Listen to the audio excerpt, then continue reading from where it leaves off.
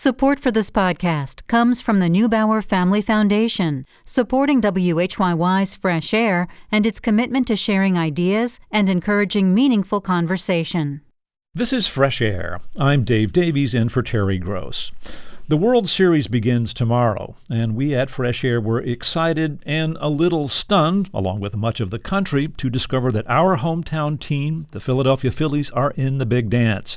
They meet the Houston Astros tomorrow night in Houston for Game 1. For Phillies fans, the magic moment in the series that got them to the World Series was last Sunday when the team was trailing the San Diego Padres by a run in the 8th inning, and the Phil's marquee player, Bryce Harper, was up with a runner on. 2 balls, 2 strikes to Bryce Harper. Suarez delivers. Swing and a drive, left field. It's deep. It's going. Yes! And it is gone! Yes! It is bedlam at the bank as Bryce Harper has put the Phillies on top. Are you kidding me? His 10th career home run in the postseason. And he may never hit a bigger one. The man with a call there is Phillies radio announcer Scott Franzke, who broadcasts games on local radio station WHYY. He's a familiar and treasured voice to fans throughout the Philadelphia area. We thought it would be a good time to bring Scott in to talk about the World Series, changing trends in baseball, the special relationship that home team broadcasters have with their fans, and the life of a play-by-play announcer. Scott Franzke has been calling games in Philadelphia since 2006. Before that, he hosted pre- and post-game broadcasting duties and did play-by-play work for the Texas Rangers. Scott Franzke, welcome to Fresh Air. Thank you, Dave. It's great to be here. Jason Stark, the veteran baseball writer, wrote about the home run that we just heard you call, that in the 140 seasons of the Phillies, there has never been a home run like that. What did the moment feel like? It was kind of surreal. It was one of those moments that you want to have happen, whether you're a fan or a broadcaster. As you said, he's the marquee player.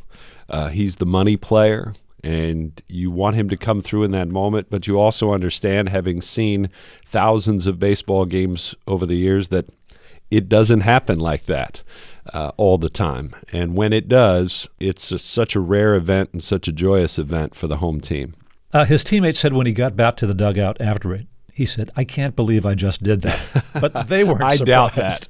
I mean, he may have said that, but I doubt he could disbelieve it. I think Bryce is one of those players who is so much better than the average player in baseball. He's generally, if not the best player on the field in any particular game, he's one of the 2 best players on the field in any particular game. There's not many that can hold a candle to Bryce Harper when he's on, and right now he's on.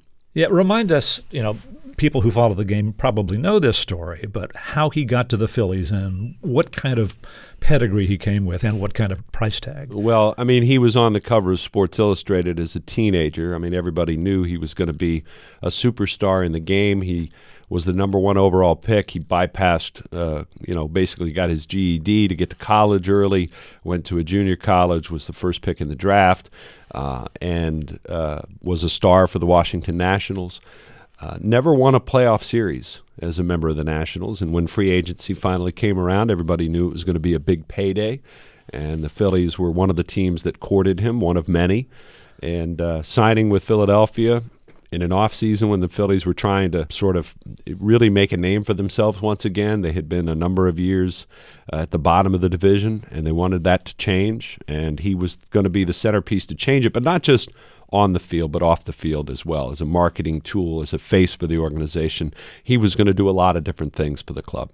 Yeah, and so that was 2019 they got him for Correct. What was then maybe the largest contract ever? Yeah, they come fast and furious nowadays, but $330 million or whatever the case might be. But the biggest point of the deal was that it was 13 years, and it was with no trade clause. He had committed fully to being a Philadelphian and to coming to the Phillies and being a Philly for the rest of his career. Yeah, that's pretty remarkable. You know, Bill James, the famous statistician who kind of started the whole sabermetrics analysis of baseball, I remember him writing once that he's not sure there really is such a thing as a clutch performer, that it's sort of influenced by people's anecdotal impressions.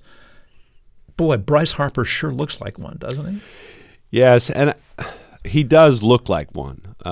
Right now, he just looks like a great player.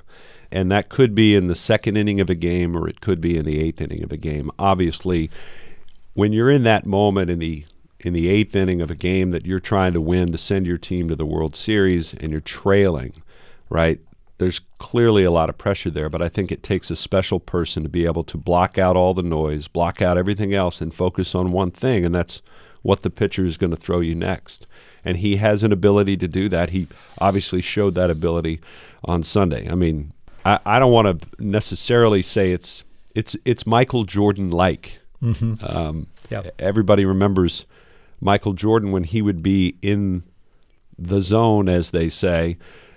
It didn't look like a surprise to Michael that he was able to do what he was able to do with the game on the line. And I feel like Bryce kind of showed a little bit of that on Sunday.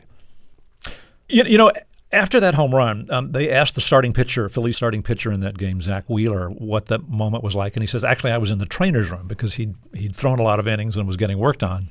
But he said he heard the roar and the room was shaking. The ceiling was shaking. You know, Citizens Bank Park, where the Phillies play, in a playoff game is a really loud and raucous place. You've been at a lot of parks. Is it something different there?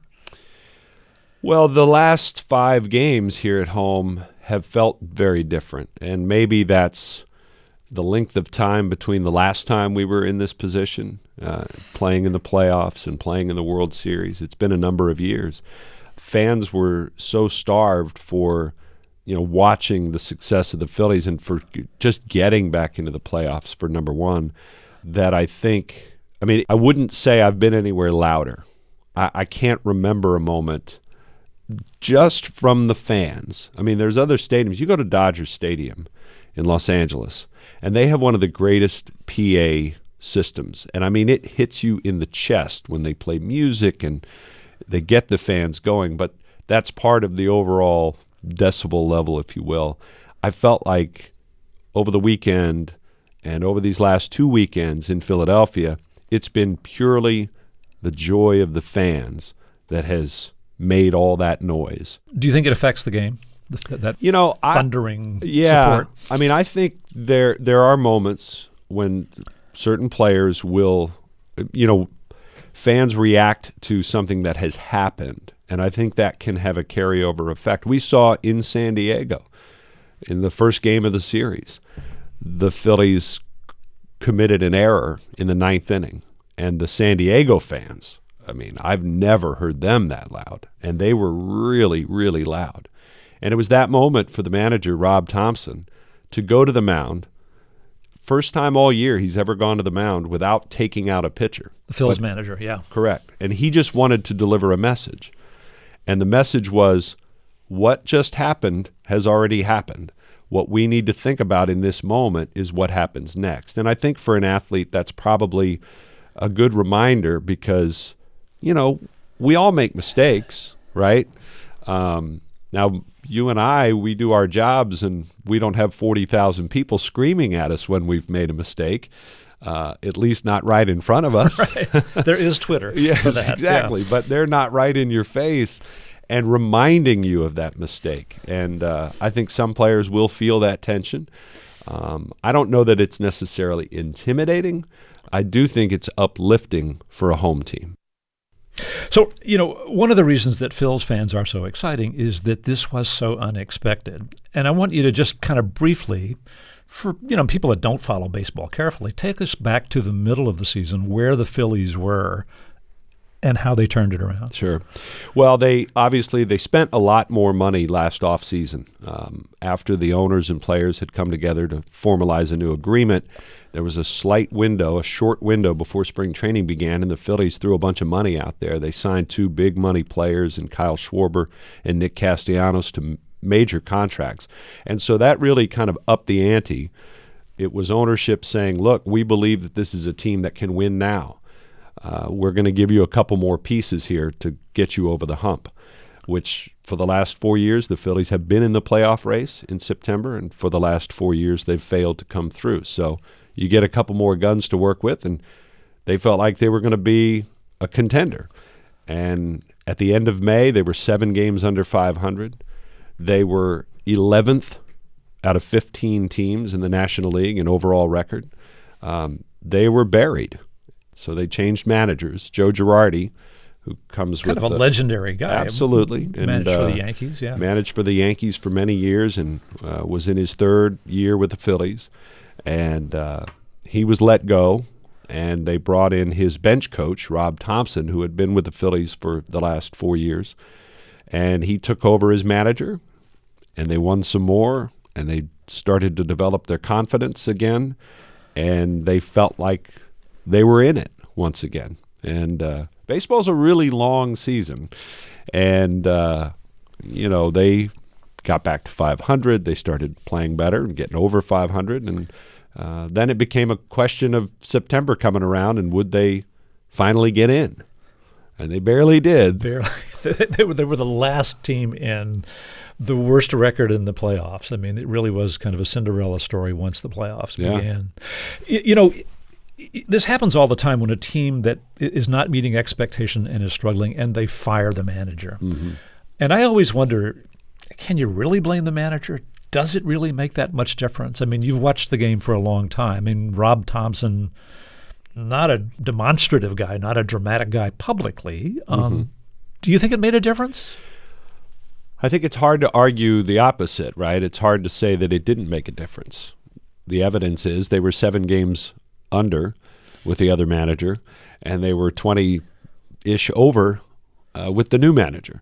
I think from a game strategy standpoint, I don't know that managers make that big of a difference. Managers through the years that I've worked with, they will tell you players play the game, right? And the manager's job is to put them in the right position, to make them as comfortable as possible, and to allow them to try to have success. And I think that's one thing that Rob Thompson, is that he has done his best to make them comfortable. And I think that's a big part of this. Not just the players, but the staff around him, and everybody was a little more comfortable. Relax, play. Yeah. Sometimes good things happen. So let's talk about the Astros. Good team. Formidable team, yeah, aren't very they? good team. Tell us about them. They have an interesting story also. Well, they've been doing this for a while now. It seems like they're getting to the World Series just about every year. And this year, obviously, they have Dusty Baker again at the helm. Very respected manager, a manager who has done a lot in this game. The one thing he hasn't done is win the World Series, and he'd very much like to check that box. And he thinks he's got a team that can do that. They're deep. They have great pitching. They have great players up and down the lineup. This is a really, really good baseball team. Well, we know that they have not lost a game in the playoffs. They've swept the Yankees in 4 straight.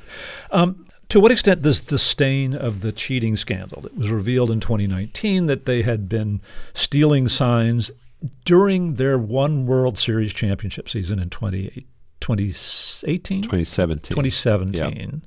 Yep. To what extent does that hang over them, affect the mentality of the players, affects their support for, there's a few players that are still there, that are still a big part of it, that were part of that team in 2017. A few of the faces have changed for sure. The managers obviously changed as they kind of cleaned up in the wake of that scandal.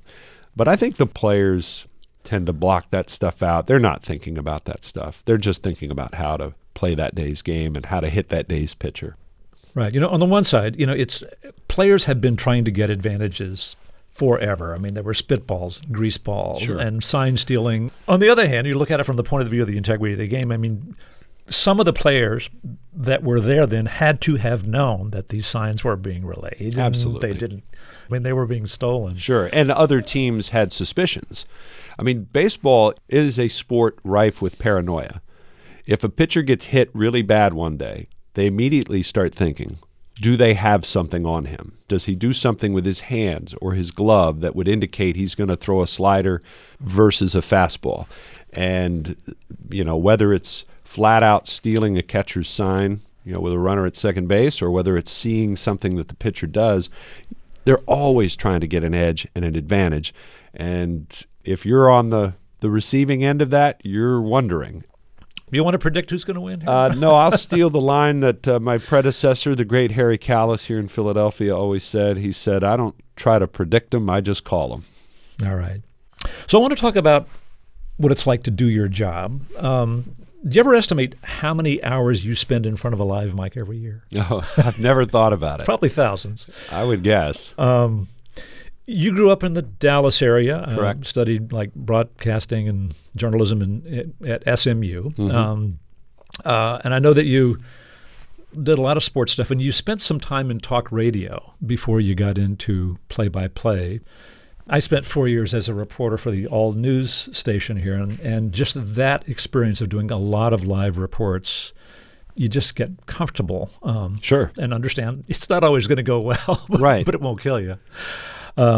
You, as I understand the story, you wanted to get into play-by-play, and so you took a minor league job at the Kane County, Illinois Cougars. It was right. kind of a little ways out of Chicago.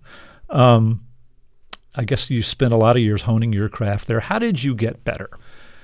I think a lot of it is just, in that case, you spend a lot of hours basically talking to nobody in a minor league setting.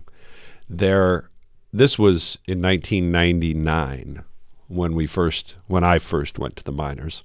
We had a over-the-air radio station, and it was a lot of trial and error. It was a lot of listening back to your tapes. It was a lot of sharing your tapes with other announcers to get their thoughts, and they would have various tricks and different things you could try, and it was a lot of playing with the language. And as you said, you're on the air for a lot of hours, and you're going to see a lot of ground balls to the shortstop over a lot of games. Minor league season, our season was 140 some odd games, and so obviously you want to try to spice it up. You want to try to change it up. You want to try to vary your language and your cadence and different things like that. So it's a lot of just doing it, and I liken it.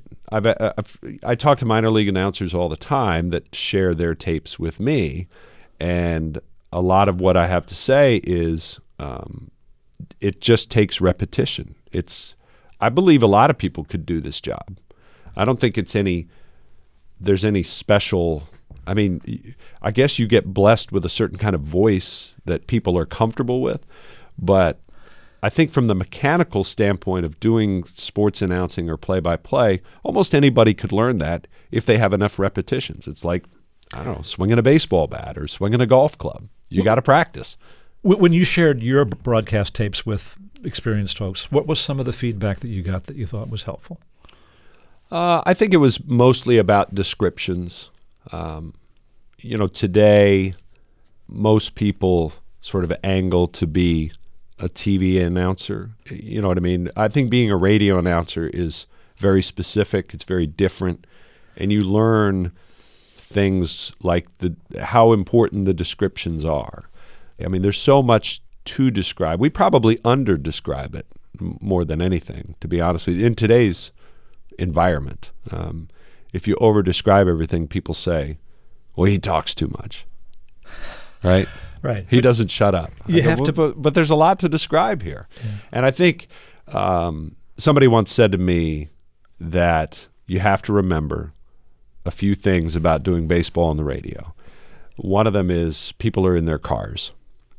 You may be watching the game. You might even have the game on a monitor next to you. So you're kind of seeing it on TV at the same time. But people are in their cars by and large. They don't have that option. So everything you tell them is important. You have to tell them the score over and over again.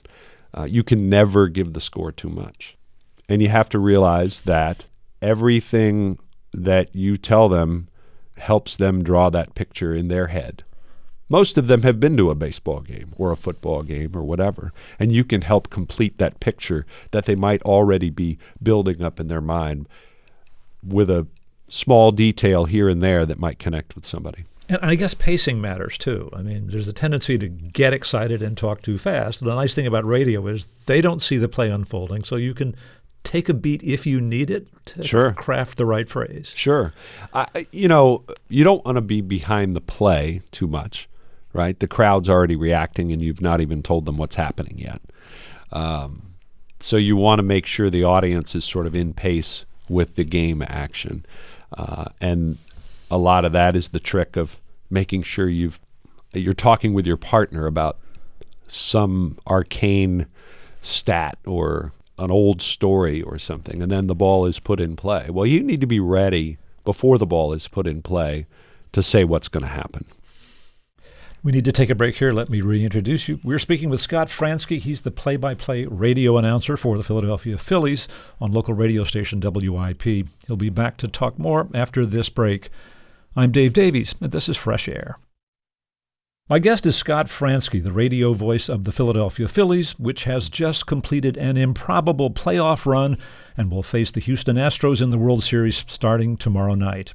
We invited Scott to come in and talk about the teams, the series, the new trends in baseball, and the life of a play-by-play baseball announcer. You know, radio is intimate in a way, right? I mean, it's a different experience, and we kind of skipped a part of your career. You went, after you did 3 years in the minors, you went back to the Dallas area and worked with the Texas Rangers and then found your way to Philadelphia. And, you know, I was driving a cab in the 1970s when the Phillies had a really good team. And Philadelphia is a row house city. And I remember driving through, and at night, particularly in the summer when it's hot, people that live in row houses and don't have air conditioners will come out on the sidewalk, on the stoop, on their porch, and they'll have the ball game on. And they would hear this legendary voice, Harry Callis, a guy who died actually a day that you were on part of the broadcast team a few years ago. But you become the sound of summer to a lot of people. That's kind of a cool feeling, isn't it? It's incredibly humbling. I don't know if people still experience it the same way. It's a very romantic notion, the idea that the city, you know, you can walk down a block and from porch to porch you can hear the same thing, and that's our voices coming out over the airwaves. But yes, it's so many hours, as we talked about earlier in the show, that they're bringing you into their living room or onto their front porch, in the case of what you described, and we become a part of their every day. I remember when I grew up, and I listened to the two guys in Texas on radio a lot. Mark Holtz and Eric Nadel were their names. And Eric is still there, still doing Rangers baseball, and he's been a great friend and a mentor to me over the years. And I remember that the guys who worked in the booth with them, that weren't on the air, engineer, producer, stats, whatever, they were characters in a way of the story of the summer. And I always felt a part of the club in a way. You know, the story of the summer is the story of the team, right? Each night might be its own little chapter, or each month or each week, or hot streak, winning streak, losing streak, whatever. There are different points in a season that it goes up and down, it ebbs and flows. But I always felt like I was part of their club. They were talking to me, and I wanted to find out what happened in the next chapter. So I would tune in again to listen. And don't get me wrong, they weren't very good a lot of years. The team, you know, they would fade and things wouldn't work out, and I was a devoted fan. But as much as anything, I was a really devoted fan to what they did on the radio. Well, you know, I wanted to talk about the pace of a radio broadcast. And, you know, we earlier heard this dramatic home run call that you made from this big playoff game, this home run by Bryce Harper. I also think that the quieter moments in a broadcast are really interesting, and I found one that I want to share with the audience here. I mean, you sometimes tell stories when you're in a broadcast, and I found this example from a game. This past August, the Phillies and Reds are playing, and we're going to hear you call a play where the Phillies had a ground ball to the second baseman, and then he gets it, lunges at a runner coming from first, misses him, everybody's safe. But as it happens, when that play happens, you're in the middle of a story about the fact that the Reds pitcher, T.J. Zoik, had pitched a no-hitter when he was in the minor leagues. You're in the middle of that story when the play happens. And what we'll hear is how you move between the story and play-by-play kind of seamlessly in a nice, relaxed way. So let's listen. Starts with the play. As Segura swings and bounces one over out of the reach of Zoik and bounces it towards India, who gloves it and tried to tag Stott, who somehow avoided the tag, and everyone is safe. India gloved it, went diving forward, but by then Stott was by him. So here's Nick Maton, and the pitch is inside for ball one. Zoik said that night when he threw the no-hitter, he actually for a second or two forgot or didn't realize that he had completed the no-hitter. He thought it was the second out, and then he looked back and saw his catcher throw the hands in the air, and he realized, oh, right, that was out number 3. 1-0. And a swing and a high fly ball, shallow center. Senzel coming in into his left. He's under it. He'll make the catch. There's the second out. You can't make something like that up. That's being locked in on one pitch at a time, right? That's our guest, Scott Franzke, telling a story and doing play-by-play for the Philadelphia Phillies. You don't hear that kind of thing in a lot of other sports, do you? There's no time for it in other sports. Yeah. In basketball, the ball is always on the move, right? The ball is always moving. In baseball, there's a lot of time where the ball is just tucked in the glove of the pitcher, and he's messing around on the mound and kicking at the dirt and figuring out what he wants to throw next. So There's a lot of freedom for that in baseball. You always work with a partner, a color man, often a former athlete, pretty much mostly, I think, former athletes. Right. Larry Anderson, the former relief pitcher, is your partner on a lot of, certainly home games in Philly, and I think you and he have a special chemistry. Do you have a say in who this is? I mean, I don't know. Are there ways to develop a relationship with a partner? You've done this over a lot of Yeah, I don't know. When I did minor league baseball, I did the games by myself. I didn't have a partner. And so when I got to Philadelphia and really had to work with a partner each and every day, I was really fortunate that it just happened to be a guy who was funny, who saw the game in a lot of the same ways that I do, and was a great guy to be around.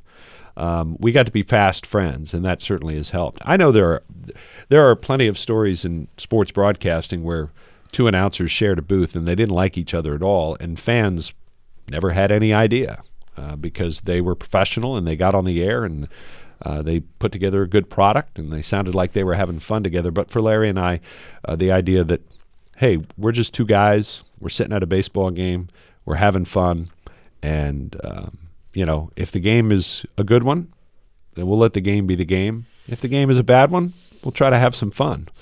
I heard an interview with Ira Glass, and I'm a big fan of This American Life and Ira's work. And I remember hearing him say that, well, when we put together a show, it starts with the idea that we're going to entertain each other.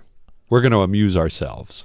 We're going to start from that premise. And I feel like that's a little bit of what Larry and I do. We're going to start from that premise, and we're not excluding anybody. We're going to try to bring everybody into the party, but it's going to start there because we're the ones talking to one another. And I always thought that was an interesting way to look at it, and I felt like that applied in some way to what we were doing. One thing I've always wondered listening to radio broadcasts is when I hear the broadcaster will describe a pitch as a cutter or a four-seam fastball or a two-seam fastball or a slider, and I'm thinking, can you really tell what kind of pitch it is? Yeah, it's a little bit learned, right? It helps to know what a pitcher is going to throw. Nowadays, every stadium you go to, they throw it up on the scoreboard because of the technology they have that's tracking every pitch. When I first started, it was more of a case of, okay, you walk up to Cole Hamels and you say, what do you throw? And you know what he throws, and you look for it. And every pitcher might have a little bit different shape on their slider or particular breaking ball or whatever the case might be, but you get I always felt like some pitchers were easier than others for me to tell the difference. But yeah, I think a lot of it is just knowing ahead of time what a pitcher is going to throw or what he can throw, what he normally throws. But again, nowadays, that's all up on the board, so we might be cheating a little bit there. Ball players are famous for superstitions. Do broadcasters have superstitions? Some do, yes. Do you? I do not. The biggest one for a broadcaster is discussing a no-hitter in progress. That's an old superstition from the bench of a baseball game. You never mention it when there's a no-hitter in progress. But if you just got into your car, Dave Davies, and you turned on the Phillies game and Roy Halladay's pitching, I need to tell you that there's a no-hitter in progress. Otherwise, you might just, get to your house and turn off the car and never tune back in again. If I don't tell you, you have no way of knowing. So from a radio standpoint, that's a big notion that, you can't say it's a no-hitter, you can't say it's a perfect game. Well, I think I've done 7 or 8 no-hitters in perfect games when you consider the minor leagues, and not once have I shied away from saying that it's a no-hitter or a perfect game. We need to take a break here. Let me reintroduce you. We are speaking with Scott Franzke. He is the play-by-play radio announcer for the Philadelphia Phillies. We'll talk more in just a moment. This is Fresh Air. I want to talk a little bit about how the game is changing. A lot of new rules this year and next year. And, it's easy to forget that we almost didn't have a season, right? There was a lockout for a while. The collective bargaining agreement reached has some changes. One of them is that there's now a designated hitter in both leagues. The pitchers don't have to bat. Good change in your view? Well, it was an inevitable change. It was coming, whether I wanted it to or not. I always liked the strategy involved with the pitcher in the 9 spot and moving them around, or making a double switch and utilizing your bench and having to make managerial decisions in game that could truly affect the outcome of it. I don't know that it's taken it's definitely taken some of the strategy in that regard out of the game. But from the Phillies' perspective, if there wasn't a DH, they wouldn't be in the playoffs because Bryce Harper can't play the field right now because of his elbow, and that's been the case since early April. And if there wasn't a DH, he might be I'm pretty sure all the Phillies would be home right now. So if there wasn't a DH this year in the National League. Next year, there's going to be a pitch clock. The pitcher will have 15 seconds to throw a pitch with the bases empty, 20 seconds with a runner on. How's that going to work? Well, I think it's going to be interesting, in particular in spring training, because they're going to enforce it right away in spring training. And I think it's going to give players a few weeks to really understand it. Now, minor league pitchers have been dealing with this for a number of years. They've already been through this. They're geared to this. They've been under these rules for a couple of years. And the folks who have watched games, and I don't see minor league games, but those who have said, boy, it really speeds things up. It just really eliminates a lot of that downtime that the pitcher is standing there waiting to figure out what he's going to do next. And they said it's been really good for the game. So there are a lot of pitchers in today's game at the major league level that are going to struggle. And I think it will be wildly fascinating to find out how many of them are able to adapt and still make their pitches where they want to. Right, because there are some pitchers that love to get the ball, get the sign, throw it right away. Absolutely.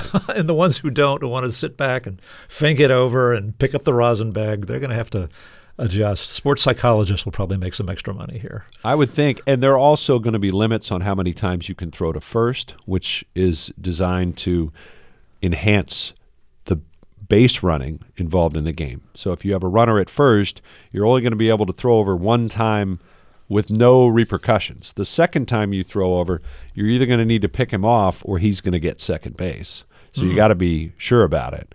And I think that's going to lead to more stolen bases overall, which is something that baseball wants. They want to see more action in the game.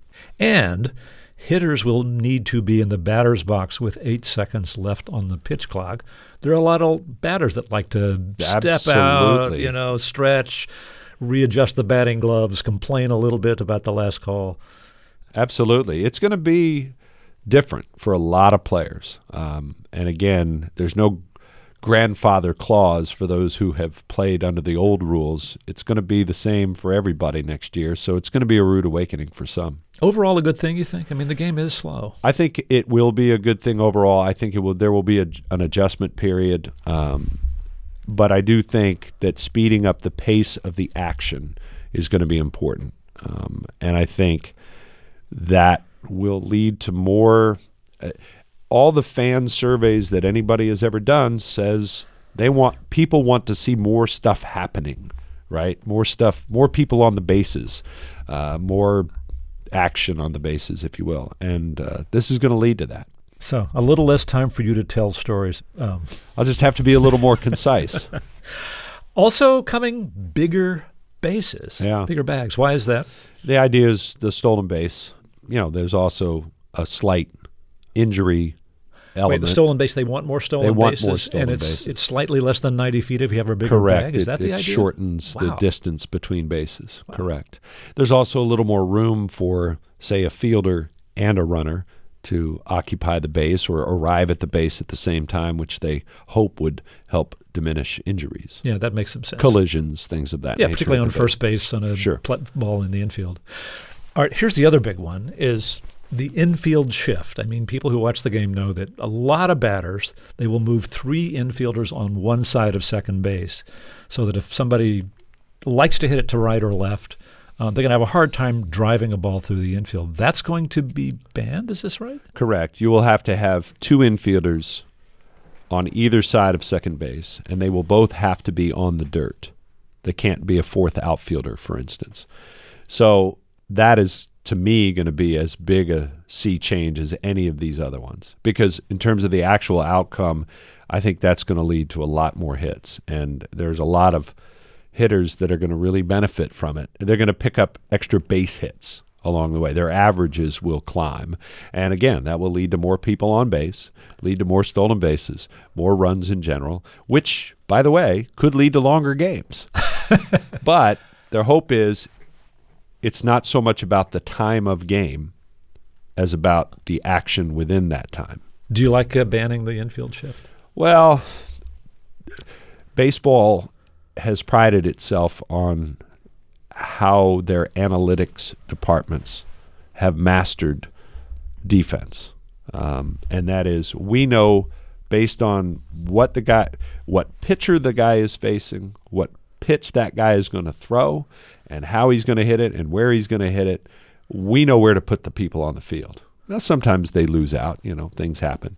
But it has dramatically, just look at the batting averages over the last few years in Major League Baseball. They go down every year. And it's not just because you can't simply say, well, guys just don't know how to hit anymore. That's not really it. I think it's very much the science of it all, the data of it all tells them where he's going to hit the ball and where he does it predominantly. And so they put a man there.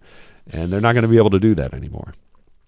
Well, Scott Franzke, congratulations on getting work in October, and wish you luck in the series. Thanks for being with us. Yeah, it's been my pleasure. Thanks for having me. Scott Franzke is the play-by-play radio announcer for the Philadelphia Phillies, who will face the Houston Astros in the World Series starting tomorrow night.